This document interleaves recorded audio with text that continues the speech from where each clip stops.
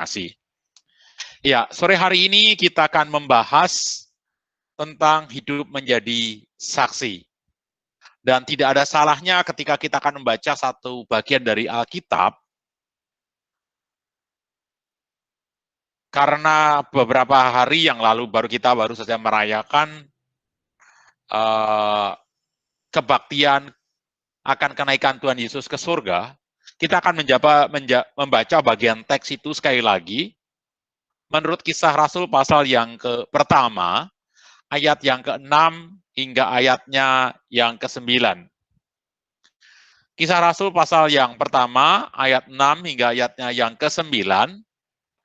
Saya akan membacakannya bagi teman-teman sekalian, dan saya minta dengan kesungguhan, masing-masing juga membuka Alkitabnya dengan sikap hormat di tempat masing-masing. Kisah Rasul pasal yang pertama, ayat 6 hingga ayat yang ke-9, demikian ada tertulis. Maka bertanyalah mereka yang berkumpul di situ, Tuhan, maukah engkau pada masa ini memulihkan kerajaan bagi Israel? Jawabnya, engkau tidak perlu mengetahui masa dan waktu yang ditetapkan Bapa sendiri menurut kuasanya. Tetapi kamu akan menerima kuasa kalau Roh Kudus turun atas kamu. Dan kamu akan menjadi saksiku di Yerusalem dan di seluruh Yudea dan Samaria dan sampai ke ujung bumi. Sesudah ia mengatakan demikian, terangkatlah ia disaksikan oleh mereka, dan awan menutupnya dari pandangan mereka. Demikian firman Tuhan. Tuhan Yesus bersabda, yang berbahagia setiap kita yang mendengarkan firman Tuhan, merenungkannya dan hidup di dalamnya. Ayat terakhir yang baru saja kita baca tadi, teman-teman, merupakan latar belakang dari bacaan ini. Yaitu dikatakan, sesudah mengatakan demikian, terangkatlah ia, yaitu Tuhan Yesus, disaksikan mereka dan awan menutupnya dari pandangan mereka. Jadi ini adalah peristiwa kenaikan Tuhan Yesus atau mikraj dari Tuhan Yesus ke surga. Dia yang dari surga kembali ke surga. Demikian Yesus mengatakannya. Nah, sebelum kenaikan Tuhan Yesus ke surga, tentu kita sudah membaca dari seluruh Injil bahwa Tuhan Yesus lahir, bertumbuh, melayani, melakukan mujizat, bahkan akhirnya dia ditangkap, diadili, disalibkan, mati, pada hari yang ketiga bangkit dari antara orang mati. Dan setelah itu dia menampakkan diri berulang-ulang di hadapan para murid. Ketika Tuhan Yesus melakukan mujizat-mujizat, ada harapan dari murid. Apa yang disebut dengan harapan mesianik? Karena setiap orang Yahudi mempunyai pengharapan sifatnya mesianik.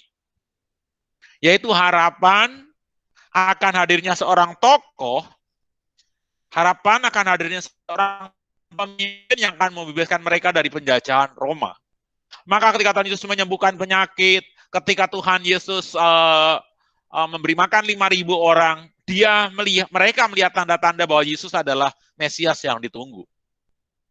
Namun ketika Tuhan Yesus diadili, ditangkap, diadili, bahkan disalibkan, harapan mesianik ini seolah-olah pudar dan tutup.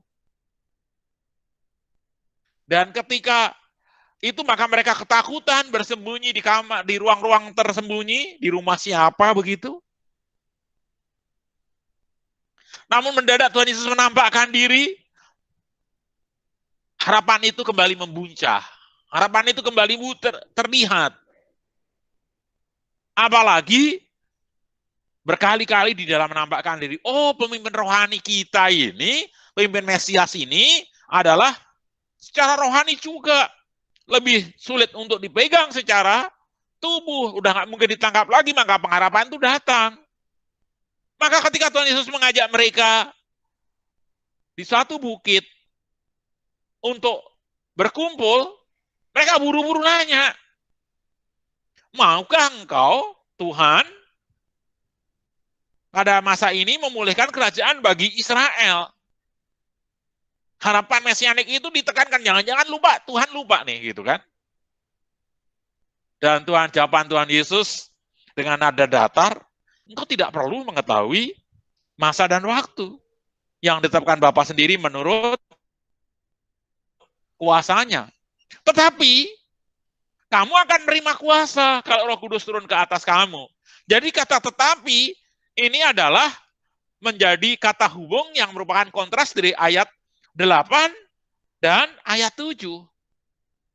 Jadi Tuhan Yesus seolah-olah tidak mengatakan yang itu nggak terlalu urgent, nggak terlalu important buat kamu untuk mengetahui kapan pemulihan kerajaan Israel. Kalau kita menemukan skala prioritas nggak urgent dan nggak important kan dilupakan. Kan gitu. Karena tetapi ada yang lebih urgent. Mungkin ini important, tetapi tidak urgent. Ditunda dulu kata Tuhan Yesus. Nah, yang ini ya ada yang urgent dan important. Oleh karena itu katakan, tetapi apa? Tetapi kamu akan menerima kuasa kalau Roh Kudus turun atas kamu. Kuasa ini bukan untuk pamer. Kuasa ini bukan untuk main-main. Kuasa ini bukan seperti selembar ijazah yang bisa ditunjukkan kepada orang bahwa saya sudah lulus pembinaan dari Tuhan Yesus. Bukan. Karena kamu akan menjadi saksiku. Jadi kuasa ini tujuannya untuk memperlengkapi mereka untuk menjadi saksi. Yaitu di Yerusalem dan Yudea. Itu Israel Selatan. Samaria, Galilea dan Samaria itu Israel Utara. Bahkan sampai terjemahan aslinya ujung-ujung bumi. Jadi Tuhan Yesus mengatakan, nggak terlalu penting berbicara tentang, nggak urgent berbicara tentang akhir zaman. Nggak urgent tentang pemulihan kerajaan Israel yang bersifat regional. Ini akan berbicara tentang pemulihan secara global dan universal, yaitu kamu akan menjadi saksiku. Nah, kata inilah menjadi dasar percakapan kita. Jadi bukan berbicara tentang pemulihan Israel yang lebih utama. Karena Tuhan Yesus sendiri pernah mengatakan, kerajaanku bukan dari dunia ini. Bahkan Tuhan Yesus sendiri pernah mengatakan di Lukas 17 ayat 21, sesungguhnya kerajaan Allah sudah ada di antara kamu. Jadi kerajaan itu yang dimaksud bukan kerajaan secara fisik, tetapi kerajaan secara rohani, which is Yesus Kristus sebagai raja, kingship-nya, pemerintahannya dikerjakan oleh para murid-muridnya. Keadilan, kebenaran, kekudusan diberitakan yang merupakan ciri kerajaan Allah. Jadi, kita sebagai orang Kristen percaya bahwa kerajaan Allah itu sudah hadir sejak Kristus hadir ke dunia. Namun akan memenuhi puncaknya atau konsumasinya nanti pada akhir zaman. Jadi, ini tidak, sekali lagi ditekankan, ini tidak urgent. Yang urgent adalah engkau akan menerima kuasa kalau Roh Kudus turun atas kamu. Dan kamu menerima kuasa itu not for doing nothing, but kamu akan menjadi saksi. Nah, itulah yang ada di ayat yang ke-8 tadi. Kamu akan menjadi saksiku. Bahasa Yunani yang digunakan adalah martus. Ya. Demikian juga teks yang sama, kata saksi, ketika darah Stefanus saksimu, itu menggunakan kata martus. Jadi, kata saksi dalam bahasa Yunani, martus, nantinya di dalam perkembangannya menjadi kata martir. Nah, jadi saksi adalah hanya tugasnya itu menjadi untuk kontestan, menjadi sesuatu untuk mengklarifikasi satu kejadian itu benar atau tidak. Maka di dalam satu persidangan, jadi kata saksi tadi konteksnya secara yudisial itu di dalam persidangan. Dipanggil ada saksi-saksi. Banyak saksi makin bagus, karena kebenaran akan makin terungkap. Nah, jadi saksi itu syaratnya bukan pinter ngomong, saksi syaratnya bukan orang hebat, tetapi saksi syaratnya adalah pertama jujur. Yang kedua, berani. Kenapa jujur dan berani?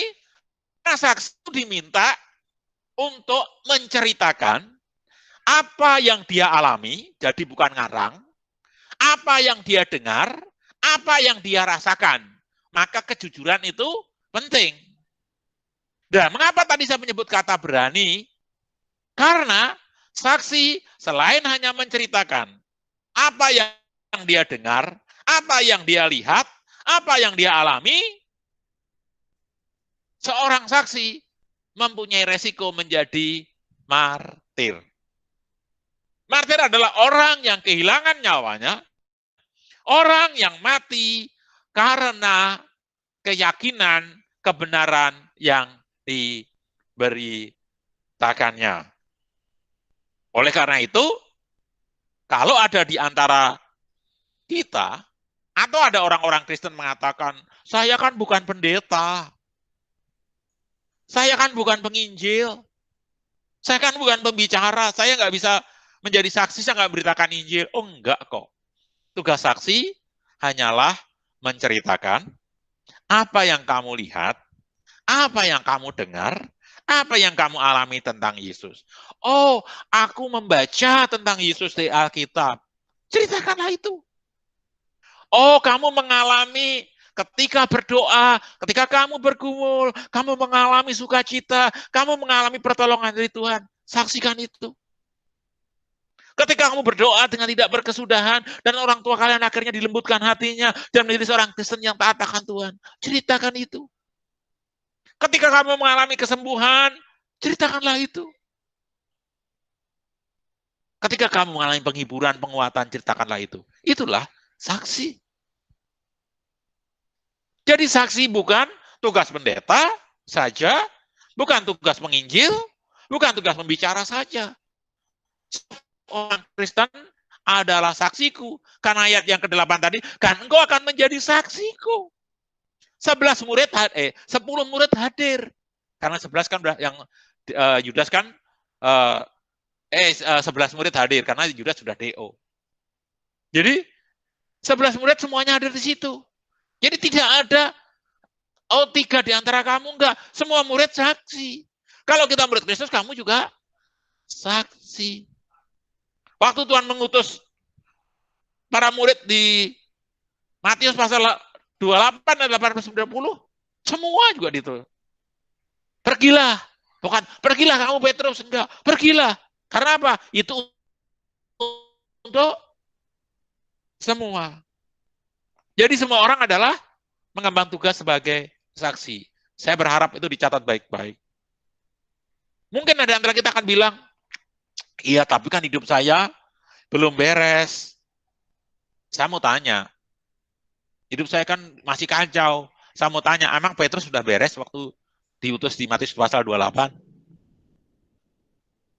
Memang Yohanes sudah beres waktu Kisah Rasul 1 ayat 8 tadi dibaca?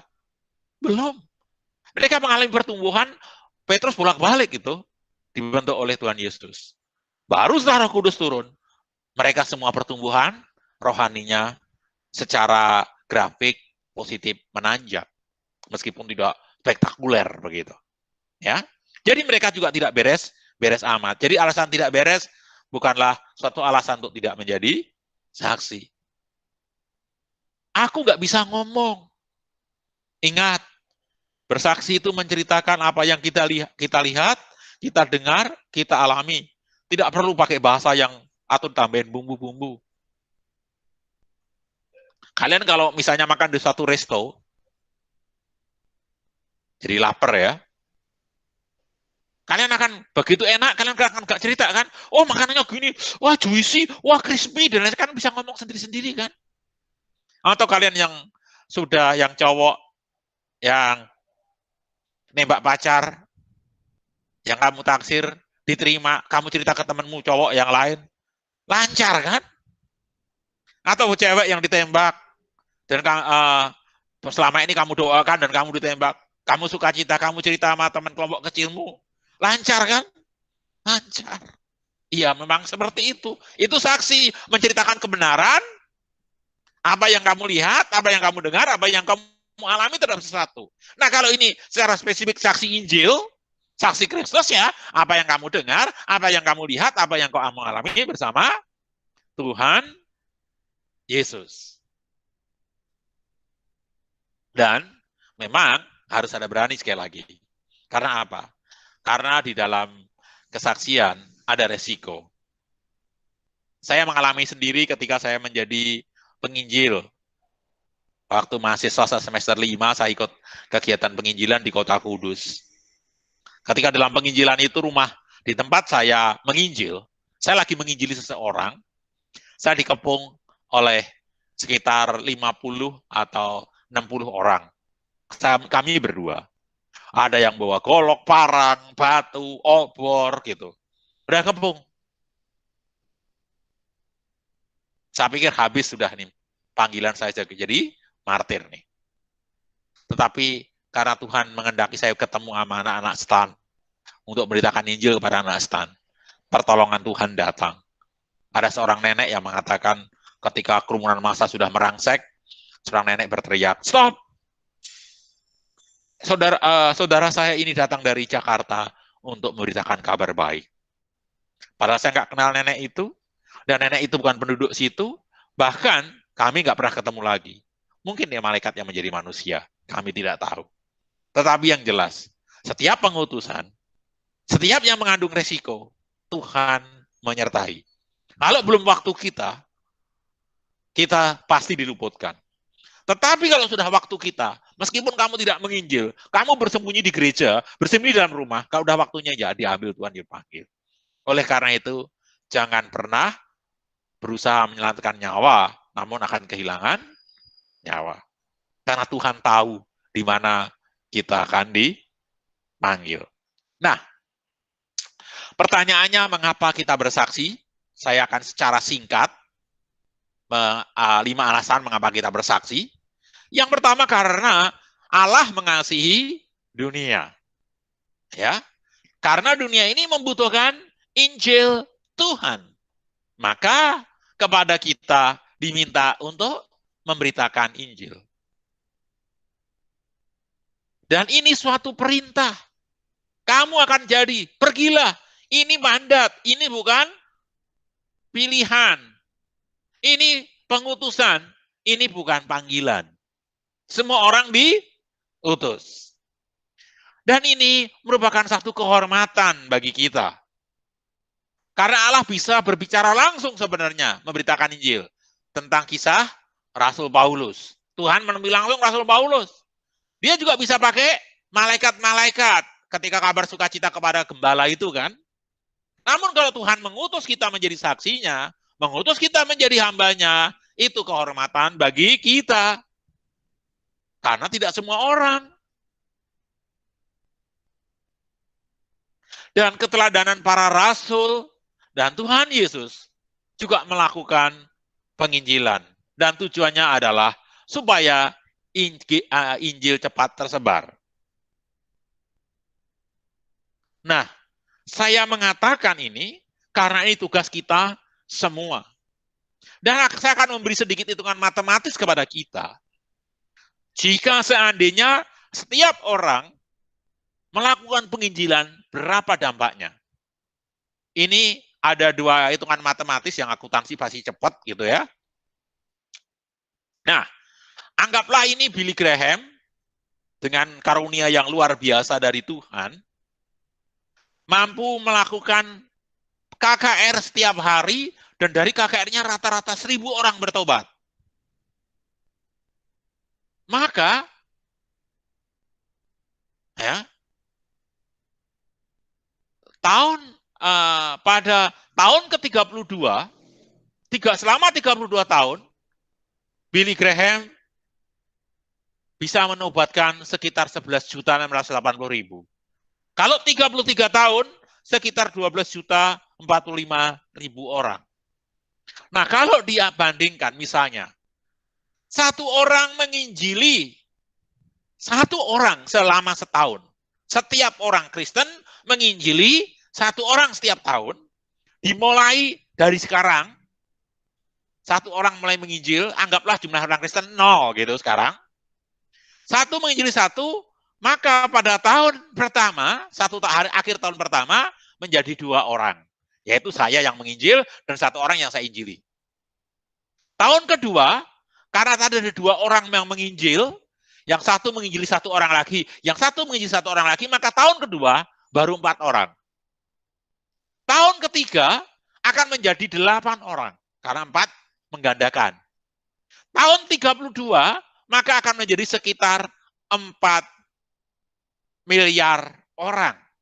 Tahun ke-33 akan menjadi 8,5 miliar orang yang menerima Kristus. Seluruh dunia sudah menjadi Kristen. Kalau satu orang menginjili satu orang saja, satu orang menobatkan satu orang 1 tahun, setiap orang Kristen, maka tahun ke-33 seluruh dunia sudah menerima Injil. Problemnya orang Kristen tidak semua. Kalau saksi Yehova itu pengikutnya bertambah cepat, karena 65% dari pengikut saksi Yehova melakukan penginjilan. Orang Kristen berapa? Kalian tahu? 5%? Enggak, cuman 0,5% dari orang Kristen yang melakukan penginjilan. Jadi wajar teman-teman, ancaman seperti ini akan kita alami. Nanti tahun 2050, jumlah orang Kristen dan jumlah orang Islam, Kristen plus Katolik dan jumlah orang Islam sudah saling mendekati. Kalau sekarang masih double, ya kan? 1,6 ini. Secara persentase, mereka hampir 30, kita 31. Jadi ini adalah ancaman nyata teman-teman. Oleh karena itu, saya mengingatkan, menginjili itu panggilan adalah perintah dari Tuhan yang tidak bisa kita tolak. Kalau kita adalah murid. Oleh karena itu, penginjilan pribadi itu menjadi penting. Karena banyak keuntungan di dalam penginjilan pribadi dibandingkan KKR dan lain sebagainya. Secara teknis, mudah. Karena nggak perlu ada panitia, nggak perlu ada dana, nggak perlu setting puji-pujian dan sebagainya seperti KKR, nggak perlu. Kamu ada kesempatan, sampaikan. Secara teknis lebih mudah. Secara psikis juga lebih mudah, karena relasi satu demi satu jauh lebih mudah. Tidak memerlukan biaya yang besar, mungkin perlu ongkos, mungkin perlu traktir, mungkin perlu apa, tapi tidak terlalu besar.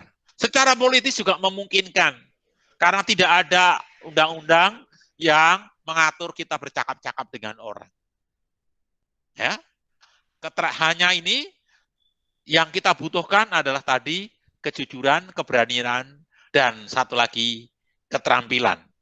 Tetapi keterampilan bukanlah suatu yang luar biasa, sulit begitu. Seperti orang nyetir aja, kalau sudah terbiasa nyetir, ya secara refleks melakukannya. Nanti dalam contoh-contoh saya akan saya lakukan. Nah, di dalam penginjilan pribadi ada beberapa pendekatan, shock approach. Nah, itu teman-teman dari Lembaga Pelayanan Mahasiswa Indonesia dulu melakukan itu. Apakah kamu sudah mendengar 4 hukum rohani? Apakah kamu telah mendengar Injil? Yang dilakukan oleh teman-teman saksi Yehova maupun Mormon di kereta dan lain sebagainya, itu shock approach. Langsung tanya, apa kamu Kristen? Gitu kan. Terus kalau enggak, baru masuk. Gitu. Yang kedua, dengan gentle approach. Ini nanti kita akan bahas. Kadang disebut sebagai friendship approach, kadang-kadang juga disebut relational approach. Nanti kita akan bahas secara khusus ini. Yang ketiga, conversational approach yang menjadi tema utama percakapan kita pada malam hari ini. Dan yang berikutnya membagikan literatur. Dan yang setelah meeting atau setelah pertemuan dan dengan interview. Nah, dari 6 ini, saya kalau di Indonesia yang ini masih agak wagu, agak sulit dilakukan, meskipun untuk di daerah Papua, Manado bisa dilakukan. Di Papua saya melihat ada penginjil-penginjil dari luar negeri mulai melakukan penginjilan di pasar-pasar, ya, mulai khotbah di pasar-pasar. Seberapa besar dampaknya saya kurang tahu. Nah, tetapi 2 dan 3 ini mungkin kita bisa lakukan, ya. Shock approach itu misalnya bisa kita lakukan waktu kita naik ojek, waktu kita naik taksi, ya. Misalnya ketika ada saya waktu itu mau pelayanan ke tempat kalian, saya naik ojek, ditanya sama tukang Grab atau Gojek, saya lupa, mau kemana Pak, gitu kan? Oh, ke stan. Oh, ngajar ya? Enggak, saya mau pelayanan. Pelayanan itu apa Pak? Nah, saya langsung jelaskan. Terus terjadi percakapan. Ini gabungan antara shock dan konversasional. Bisa dengan seperti itu. Makin hari kita makin terbiasa. Terus misalnya dengan gentle approach atau prinsip. Saya ambil contoh dengan almarhum Pak Uha. Pak Uha itu adalah tukang sol sepatu yang sering lewat depan rumah. Waktu itu Pak Uha menjahit sepatu kami yang rusak begitu. Kita lagi lewat, kita panggil, Pak, silakan masuk Pak, ada sepatu gitu. Oh iya masuk. Nah, saat dia lagi jahit sepatu, saya langsung keluarin bawa air minum, teh panas, teh manis begitu.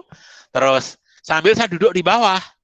Kalau dia kan duduk di bawah dingklik, pakai dingklik itu ya, yang buat jahit itu. Saya duduk di lantai rumah. Nah, saat saya duduk begitu, saya duduk sejajar sama dia kan, ngobrol. Terus berapa kali bulan kemudian lagi datang lagi, jahit lagi. Kadang-kadang saya buatin, kalau ada kue saya kasih kue gitu. Nah, ini menjadi bentuk kayak friendship secara halus. Lama-lama dia tanya, Pak, kok orang Kristen tuh beda ya Pak? Gitu. Nah, mulai selanjutnya dia mulai tertarik, saya masuk, akhirnya dia dibaptis. Itu contoh sederhana. Nah, contoh yang konversasional itu, kalau di Alkitab itu, yang kita akan coba bahas, yang kalian akan bahas di dalam PKK kalian, yaitu tentang perempuan Samaria. Nanti kita singgung sedikit. Tetapi contoh nyata misalnya di tukang cukur gitu. Satu kali ketika di tukang cukur, terus berita di TV kebetulan itu tentang poligami, waktu itu lagi rame. Dengan sederhana saya tanya, Bapak setuju nggak dengan poligami?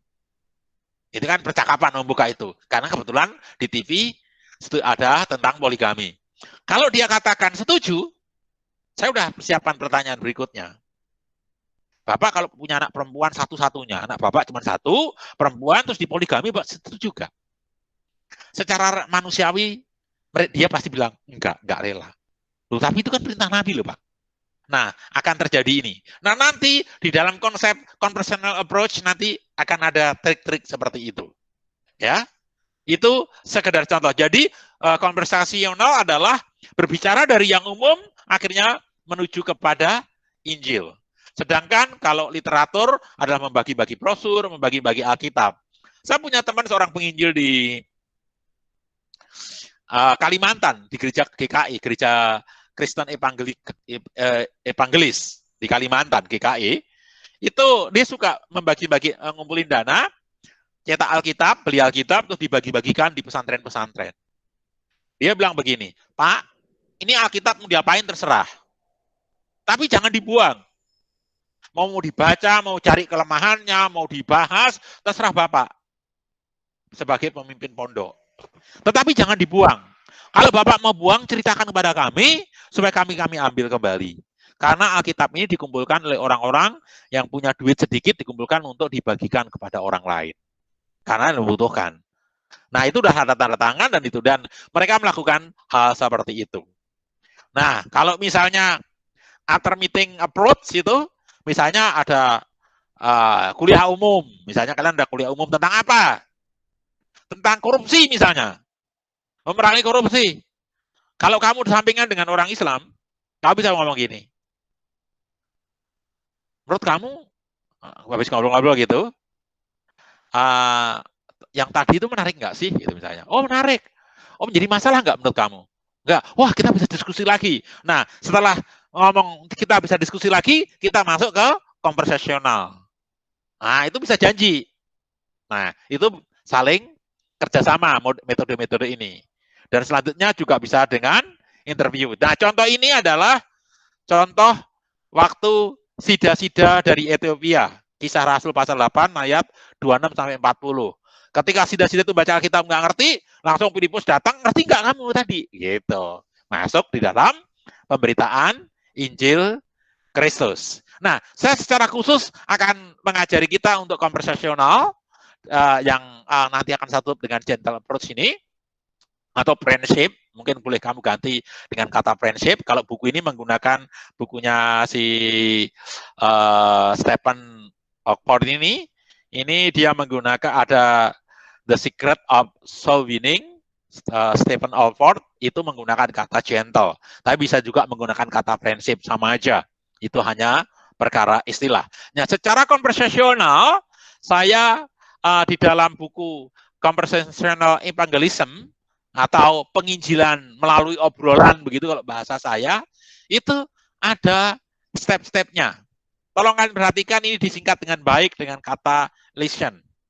Pertama L adalah dengarkan cerita mereka. Ya, nanti kita akan lihat nanti perempuan sama Tuhan Yesus melakukan untuk perempuan Samaria. Ya, dengarkan sharing iman mereka.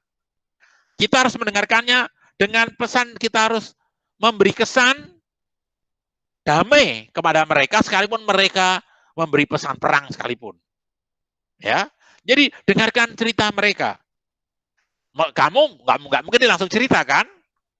Untuk hal itu kita bisa pancing misalnya gini, nggak usah naik ojek. Pak, PSBB ini waktu selama pandemi ini penghasilan bagaimana Pak? Oh menurun, misalnya begitu kan? Nah dia kan cerita. Nah setelah melalui kesulitan, agar kita pakai suara Roh Kudus, maka kita akan lihat nanti celah. Ya, ini short the gap. Ya, untuk itu untuk mendengarkan cerita mereka kan perlu waktu. Jangan bilang ini Pak, Bapak boleh cerita 2 menit, loh nggak begitu. Harus natural.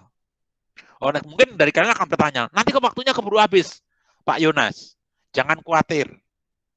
Ya, nanti kalau kamu cuma sampai berhenti sampai ini pun baru sampai search the gap atau belum sampai, ya baru sampai sini, gitu. Dengerin story nggak masalah. Tapi kalau kamu harus buru-buru menceritakan bahwa kamu seorang Kristen. Barangkali nanti ketika ada teman kamu Kristen yang lain melakukan conversational evangelism bisa masuk di 2 dan seterusnya sehingga akan menjadi komplit. Jangan terburu-buru. Tapi yang jelas dengarkan cerita mereka. Setelah itu cari gap-nya dari sistem itu. Misalnya, ya kami sedih gini-gini melakukan ini. Bapak nggak bahagia, berarti khawatir sekali ya Pak? Iya, saya juga khawatir, saya juga mengalami yang sama, orang tua saya begini Pak. Tetapi kami mempunyai ketenangan karena kami yakin bahwa Tuhan akan menolong kami. Misalnya seperti itu. Jadi kita bisa melihat celah dan akhirnya masuk. Setelah itu lakukan, dia bilang masuk kepada berikan through the light, artinya berikan pengharapan kepada mereka. Ya, misalnya ketika orang tadi kita cracknya poligami misalnya, poligami, Bapak setuju juga gitu kan? Oh iya, tapi kan agama saya begitu sih katanya, mengizinkan poligami. Rasul memberi apa istilahnya, memberi teladan, mengizinkan misalnya begitu. Kamu bisa masuk. Kalau kami Beda, Pak. Kayak saya juga pernah melakukan itu waktu mau ke tempat kalian. Kalau kami boro-boro, Pak, 3 atau 4. Kami 1 aja harus rela mati. Karena di Alkitab kami mengatakan, apa? Hai suami-suami, kasihlah istrimu seperti Kristus mengasihi jemaat. Through the light. Ya. Nah, terus gap ini kalian langsung kalau bisa buat makin menganga, mereka makin melihat. Dan akhirnya nanti kalian akan bisa arahkan. Ya. Nah, kalau ternyata dari sini kalian belum dapat gap, kamu bisa expose. Misalnya ini kalian nggak dapat ngobrol, nggak dapat. Kamu bisa masuk misalnya, Pak, menurut Bapak, kalau puasa-puasa, ya kan kalau puasa konteksnya, apa merusak warung itu boleh nggak, Pak? Misalnya begitu. Itu mengekspos the gap. Nah, cara-cara itu akhirnya mereka meragukan apa yang mereka pegang, apa yang selama ini mereka pertahankan, sekaligus juga sebenarnya apa yang Bapak atau teman-teman butuhkan. Kalau kalian ngomong kepada teman. Nah, setelah itu baru kita masuk kepada Kristus. Saya mengajak kalian ambil napas sebentar karena saya akan masuk kepada contoh kasusnya Tuhan Yesus. Baik. Jangan khawatir, slide ini nanti kalian boleh minta kepada pengurus untuk pegangan kalian dan untuk boleh kami renungkan kembali. Semoga direkam sehingga kalian bisa memutar rekamannya untuk mengikuti training atau pembinaan ini. Nah, saya nggak akan membaca secara keseluruhan tentang cerita perempuan Samaria, Yohanes pasal yang keempat itu, tetapi saya hanya akan coplok-coplok beberapa ayatnya supaya kalian nanti bisa diskusikan atau kalian juga boleh bertanya nantinya, ya. Ketika ceritanya adalah ketika Tuhan Yesus harus melewati daerah Samaria. Tolong kalian perhatikan, katakan harus. Berarti Tuhan Yesus by setting melewati Samaria. Dan ketika dia melewati Samaria, di situ para murid diutus untuk mencari makanan. Sedangkan Tuhan Yesus beristirahat di luar perkampungan, yaitu di dekat sumur Yakub. Saya minta waktu sebentar.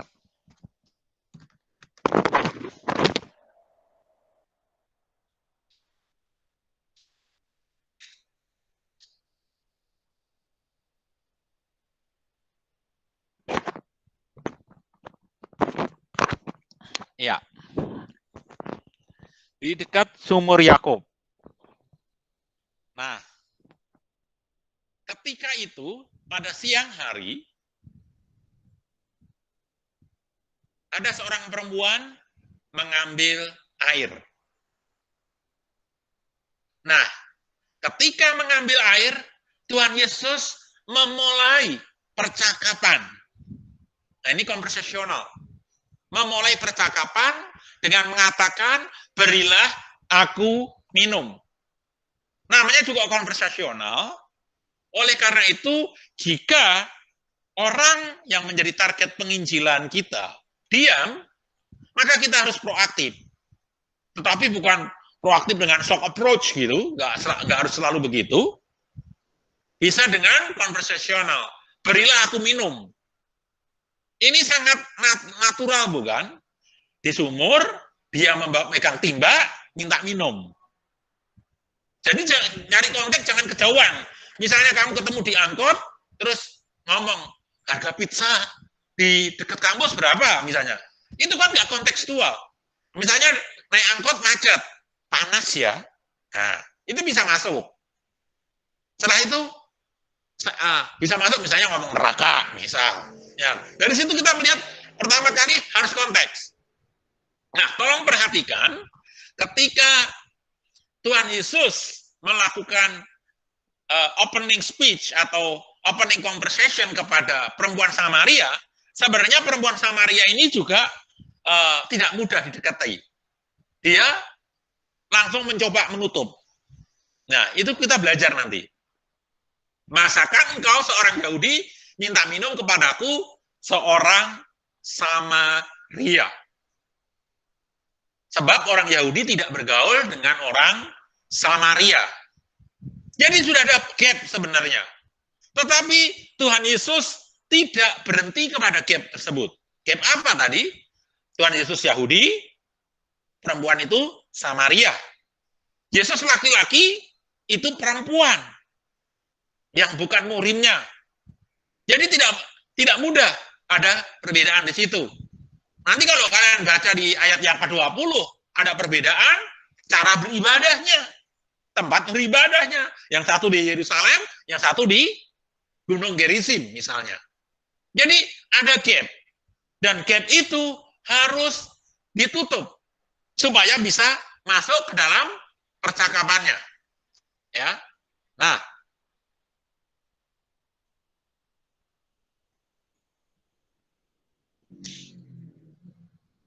ketika ada gap tadi, Tuhan Yesus mengatakan apa? Jika engkau tahu tentang kasih karunia Allah, siapakah yang ia berkata kepadamu, berilah aku minum, yaitu aku, gitu dalam itu Tuhan Yesus. Niscaya engkau akan meminta kepadanya, dan ia telah memberi kamu air hidup. Nah, ini menggelitik keinginan tahu si perempuan. Ini adalah teknik untuk membangun jembatan percakapan. Kalau kamu tahu siapa aku, kata Tuhan Yesus, kamu pasti minta kepadaku, dan aku akan memberikan kamu air hidup. Konsep air hidup pasti membingungkan bagi perempuan Samaria. Ya, karena perempuan Samaria nggak tahu air hidup. Kita aja kalau baca juga nggak ngerti apa yang dimaksud air hidup. Itulah semangat yang ada di dalam penginjilan melalui obrolan. Conversational evangelism. Yaitu selalu membuat jembatan untuk berbicara.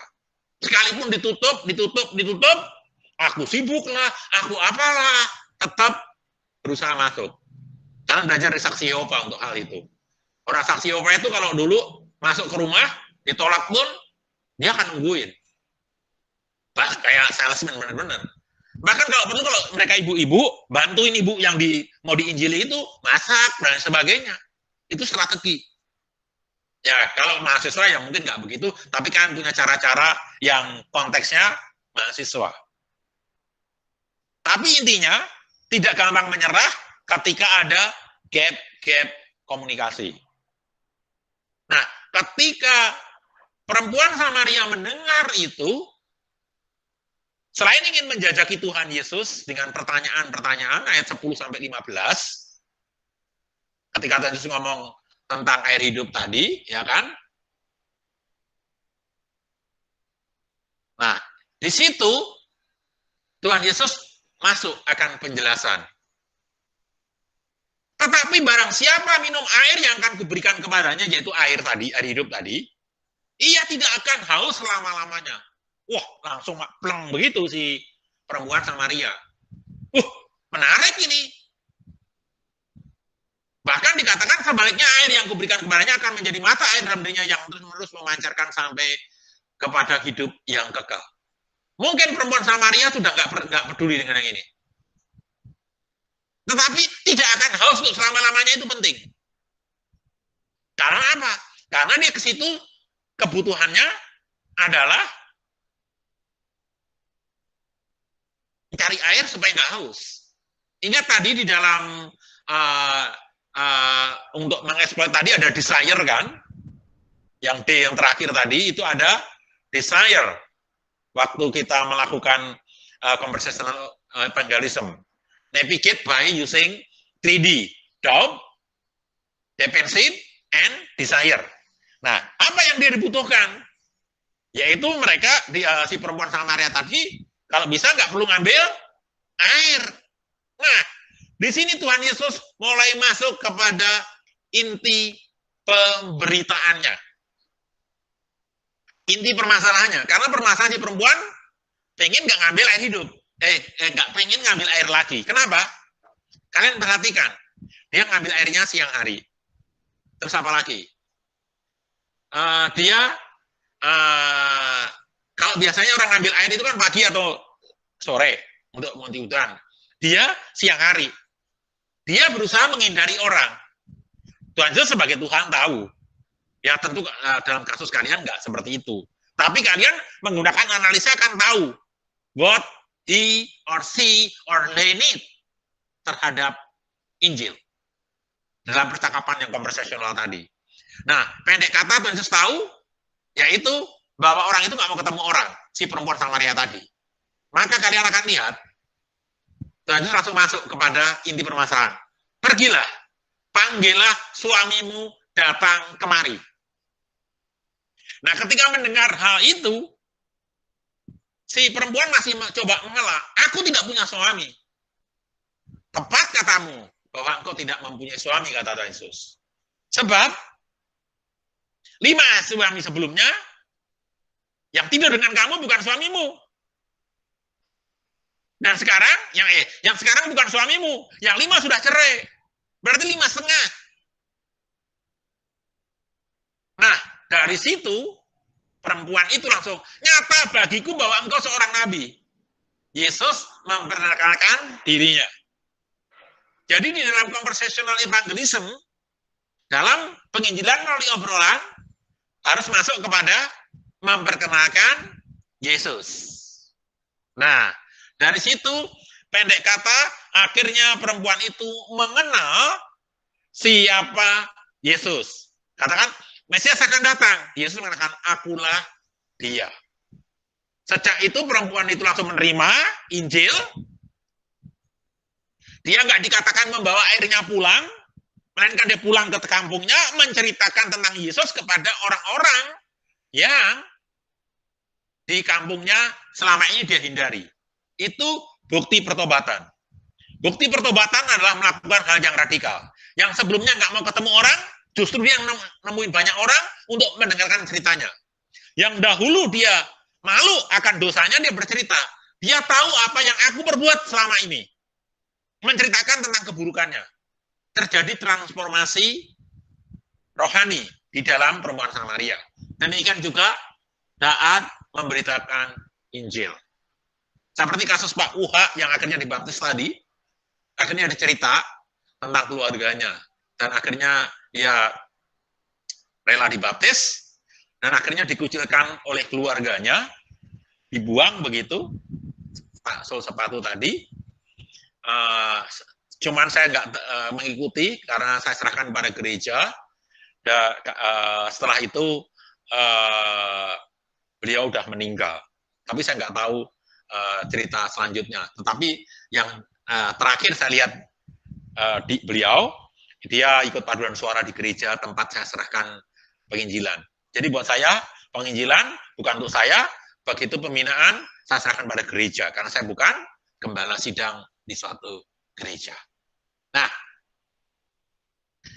jadi proses penginjilan itu tidak one event proses.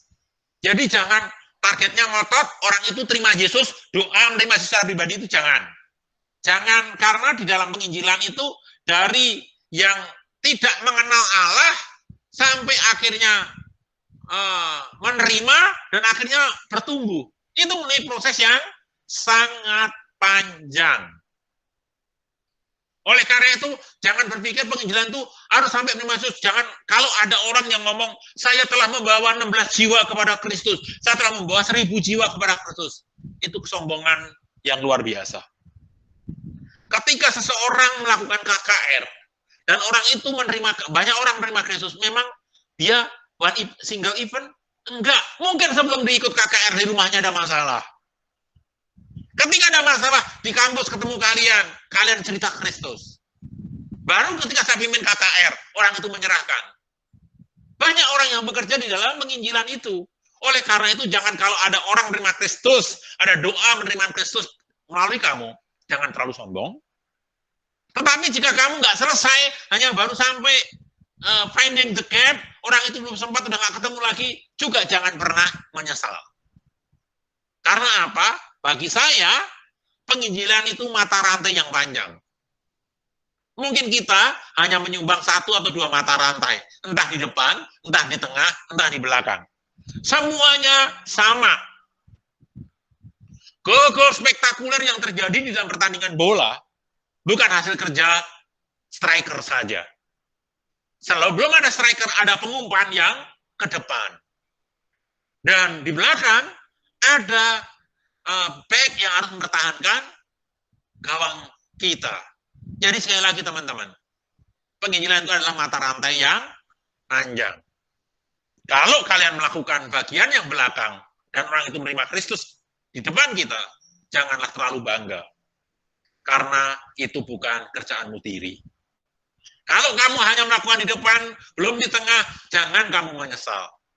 Karena memang tugas kamu babat alas di depan.